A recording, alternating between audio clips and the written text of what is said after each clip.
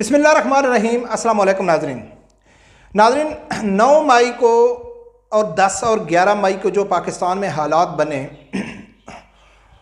उन हालात के बाद हर पाकिस्तानी शहरी ये हकीकत जानना चाहता है कि आखिर इस पूरी गेम के पीछे हाथ किसका था।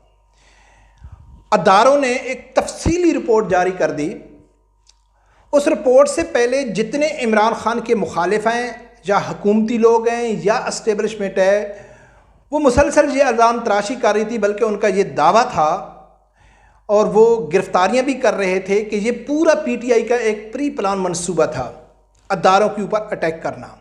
लेकिन पीटीआई की तरफ से और इमरान खान मुसलसल इस दावे को मुस्तरद कर रहा था कि नहीं, ये अदारों की साजिश थी, हुकूमत की साजिश थी कि पीटीआई और अदारों को आमने सामने खड़ा किया जाए। तो ये हर आदमी कंफ्यूज था, किसी को मालूम नहीं पड़ा था। तो बिल आखिर पाकिस्तान के इंटेलिजेंट अदारों ने एक रिपोर्ट जारी की, पूरी तफसील उसमें उन लोगों ने बता दी कि टोटल उस दिन बाहर कितने आदमी निकले, कितने लोग तोड़ फोड़ में शरीक थे, कितने गिरफ्तार हो चुके हैं, कितने अभी गिरफ्तार होने हैं और कौन कौन लोग राब्ते में थे। और आखिरी फाइनल जो रिपोर्ट है वो इमरान खान को पल पल की पहुंचाई जा रही थी। इमरान खान खुशी का इज़हार कर रहा था। ये पूरी डिटेल अदारों की तरफ से पब्लिक कर दी गई है, मैं आप लोगों के सामने रखता हूँ। फिर ये भी कहा गया है कि ये तो अभी अदाद शुमार हैं, लेकिन इनके जो वीडियो सबूत हैं, सोशल मीडिया के अकाउंट जो सबूत हैं, वो मुनासिब वक्त में वो भी पब्लिक के सामने कर दिए जाएंगे। हर आदमी का चेहरा भी हर आदमी के सामने कर दिया जाएगा। लेकिन उन लोगों ने जो अदाद शुमार किए तो मैं चाहता हूं कि आप लोगों के सामने रख दूं। पूरे पाकिस्तान में छोटे बड़े शहरों में बाहर निकलने वाले अफराद की जो कुल तादाद थी वो थी 44,937। यानी कि जब इमरान खान को गिरफ़्तार किया गया तो इमरान खान को गिरफ़्तार करने के फ़ौरन बाद पूरे पाकिस्तान में 44,000 लोग बाहर निकले। ये उस टाइम भी बहुत सारे आदमी ये ख़बर रिपोर्ट कर रहे थे कि जो इमरान खान के लिए एहतजाज के लिए जो निकलने वाले थे ना, उनकी तादाद बहुत कम थी, लेकिन वो तशद्दुद कर रहे थे, तोड़ फोड़ कर रहे थे, फसादी लोग थे, दहशतगर्द लोग थे, लेकिन जो तादाद थी वो बहुत कम थी। सबसे ज़्यादा अफराद लाहौर में निकले, जिनकी तादाद 4 मकामात पर 7,000 से ज़ायद रही। दहशतगर्दी में मुलव्वस अफराद की जो कुल तादाद है वो 16,028 थी। यानी कि टोटल जो लोग निकले थे वो 44,937 थे, लेकिन दहशतगर्दी में तोड़ फोड़ में जो लोगों की तादाद थी वो 16,028 थी। दहशतगर्दी का कंट्रोल 19 मुख्तलिफ मकामात से 54 मुख्तलिफ लोगों के हाथ में था। यानी कि जो दहशतगर्दी पूरे पाकिस्तान में हुई वो 19 मकामात पर हुई और उसका जो कंट्रोल था वो 54 लोगों के हाथ में था। 54 लोग, 54 लोग वो उसमें उसको कंट्रोल कर रहे थे। तमाम दहशतगर्द कार्रवाइयों को कंट्रोल करने वाले ये तमाम अफराद 6 मरकजी अफराद को लम्हा बे लम्हा रिपोर्ट दे रहे थे। यानी कि जो 54 लोग थे वो जो ख़ास मरकजी 6 लोग थे उनको वो लम्हा ब लम्हा रिपोर्ट कर रहे थे। ये 6 मरकजी अफराद एक साबिक एयरफोर्स के एहलकार के ज़रिए तमाम रिपोर्ट किसी मखसूस शख्स तक पहुंचा रहे थे। यानी कि वो जो 6 लोग थे वो आगे एक आर्मी एयरफोर्स का एक रिटायर ऑफिसर था जो पीटीआई की सपोर्ट कर रहा था, उसके थ्रू किसी ख़ास मकामात पर किसी ख़ास आदमी को पहुंचाई जा रही थी। 16,028 दहशतगर्दों में से सीसीटीवी, वीडियोज़, तस्वीर और दीगर ज़राए से 13,934 अफराद की शनाख्त कर ली गई। 16,028 लोग जो दहशतगर्दी में मुलव्वस थे उनमें 13,934 यानी तकरीबन 14,000 लोगों की शनाख्त हो गई है। अब तक मुल्क भर से 8,911 यानी कि वो जो 13,934 की शनाख्त हुई है उसमें 8,911 अफराद गिरफ्तार हो चुके हैं। GHQ core commander house Mianwali और फैसलाबाद में हमला आवर मुसल्लह दहशतगर्दों को के बैकअप के साथ थे और उनमें ज़्यादातर टीटीपी से ताल्लुक़ रखने वाले सिक्का बंद दहशतगर्द थे, टीटीपी के लोग भी थे। मियांवाली में 200 से ज़ायद जदीद असले से लैस दहशतगर्दों ने हमला किया और उनको मुसलसल हदायत मिल रही थीं किसी भी तरह दीवारें तोड़कर अंदर दाखिल हो। जो बेस की मियांवाली बेस की दीवार तोड़ी गई और यार्ड में खड़े पाक फजाइया के तमाम तैयारों को आग लगाएं। 3 सुजुकी गाड़ियों में पेट्रोल के ड्रम इस मकसद के लिए साथ लाए गए थे कि सिक्योरिटी एजेंसियों के मुताबिक बाकी मानदा दहशतगर्दों को भी अगले 48 घंटों में जिंदा या मुर्दा गिरफ्तार कर लिया जाएगा। रियासत पाकिस्तान और अफवाज पाकिस्तान पर इस मुनज़्ज़म हमले की सहूलत कारी में supreme court, Lahore high court और इस्लामाबाद हाई कोर्ट के कुछ जज तयशुदा मनसूबा का हिस्सा थे। सिविल और मिलिट्री ब्यूरोक्रेसी में से भी मुतअद्दिद अफराद की शनाख्त और गिरफ्तारी मुकम्मल हो चुकी है। 2 मीडिया चैनल कुली और 3 मीडिया चैनल जुज़वी तौर पर सहूलत कारी में बराह रास्त मुलवस रहे।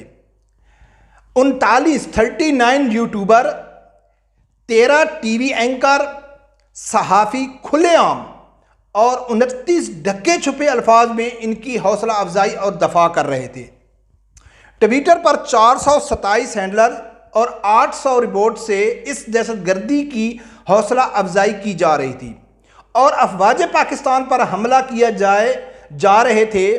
96% रीट्वीट्स खुदकार मशीनी तरीके से पेशगी अदायगी के बाद हासिल की गई। फेसबुक पर 1380 अकाउंट्स मुल्क दुश्मनी अदावत में हद से गुजर रहे थे। अहम बात यह है कि इनमें से निस्फ से ज़ायद बराह रास्त इंडिया, यूरोप और अमेरिका से कंट्रोल हो रही थी। इस सारी कार्रवाई का सरगना एक खातून के ज़रिए से ये रिपोर्ट पुलिस लाइन में मौजूद इमरान खान को एक सरकारी मुलाजिम के फ़ोन पर देता रहा। इमरान खान ने इस सारी दहशतगर्दी पर खुशी और इत्मीनान का इजहार किया और मंसूबा के सरगना को शाबाशी का पैगाम भेजता रहा। अहम बात यह है कि इस खातून का कोड, वो जो खातून थी वो खातून के नाम से उसकी पहचान नहीं थी। उस खातून का जो कोड नाम आज़म सवाती रखा गया। याद रहे कि सेनेटर आज़म सवाती का इससे कोई ताल्लुक़ नहीं है।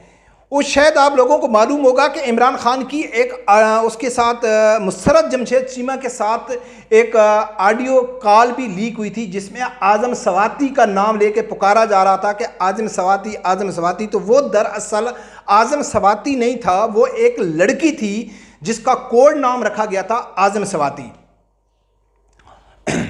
इस आज़म सवाती के ज़रिए सुप्रीम कोर्ट के जज के साथ बात करके अगला तमाम मनसूबा बशमूल रिहाई और इस्लामाबाद हाई कोर्ट से लाइम्तनाई ज़मानतों का मनसूबा तय किया गया था। यानी कि वो जमशेद मुसर्रत चीमा के साथ जो ऑडियो हुई थी कि आप जाएंगे, आपको जज ये कहेगा, फिर आप लाहौर हाई कोर्ट में जाएंगे, फिर आपकी यानी कि अदम एतमाद किया जाएगा, फिर फलां बेंच के पास जाएंगे, वो आपको रिहा कर देगा। ये पूरा वो बता रहा है और उस बाद जहाँ उस अमल को किया गया। इस तमाम कार्रवाई के तमाम सबूत और रिकॉर्ड्स कानून नाफिज करने वाले अदारों ने इकट्ठे कर लिए हैं और मुनासिब वक़्त और मुनासिब फॉर्म पर कौम के सामने लाए जाएंगे। ये जो रिपोर्ट वो पेश कर रही हैं वो कहते हैं कि इनके सबूत हमारे पास मौजूद हैं, मुनासिब वक़्त पर मुनासिब फॉर्म पे हम इसको पब्लिक करेंगे, अवाम के सामने रखेंगे। रियासत पाकिस्तान और अफवाज पाकिस्तान पर इस हमले का मनसूबा बंदी 13 मार्च 2023 को की गई। यानी कि ये कम अज़ कम 1 महीना पहले ये मनसूबा बंदी की गई थी। आगे इस रिपोर्ट में एक छोटी सी झोल आए, लेकिन वो मैं आप लोगों को कंफर्म कर दूंगा। ये कंफ्यूज करने के लिए या तो ये राइटर ने गलती किया है या जिस सोर्से से ये पहुंची है, यानी कि बाज़ दफ़ा 1-2 लफ्ज़ की वजह से पूरी तहरीर का जो मायनी और मकसद है वो चेंज हो जाता है। लेकिन वो झोल का भी मैं जिक्र करूँगा जो उससे पहले ये आ गया है कि 13 मार्च को 2023 को ये मनसूबाबंदी की गई थी कि अगर इमरान खान गिरफ्तार होगा तो उसके साथ ऐसा ऐसा किया जाएगा। अफगानिस्तान, कुरम एजेंसी, मालाकांड, सवात और डेरा इस्माइल खान से तरबियत याफ्ता दहशतगर्दों को 25 अप्रैल से पहले मतलूबा अहदाफ तक पहुंचाया जा चुका था।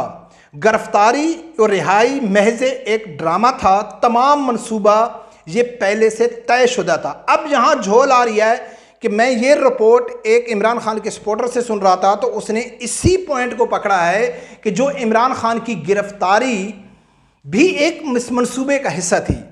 ये कैसे हो सकता है कि इमरान खान ने अपने आप को गिरफ्तार खुद कराया हो?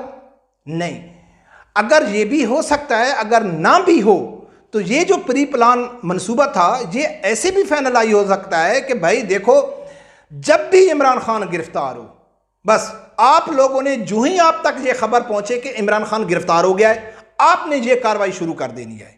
चाहे वो 1 महीने बाद जब ये मनसूबा फाइनलाइज हुआ, उसके बाद जब उन लोगों ने कहा कि इमरान खान 1 महीने बाद होता है, 2 महीने बाद होता है, 4 महीने बाद होता है, 10 दिन बाद होता है, लेकिन जो ही आपको ये खबर पहुंचे कि इमरान खान गिरफ्तार हो गया, आप लोगों ने अपने कार्रवाइयों में शुरू हो जाना है। ये ऐसे भी हो सकता है।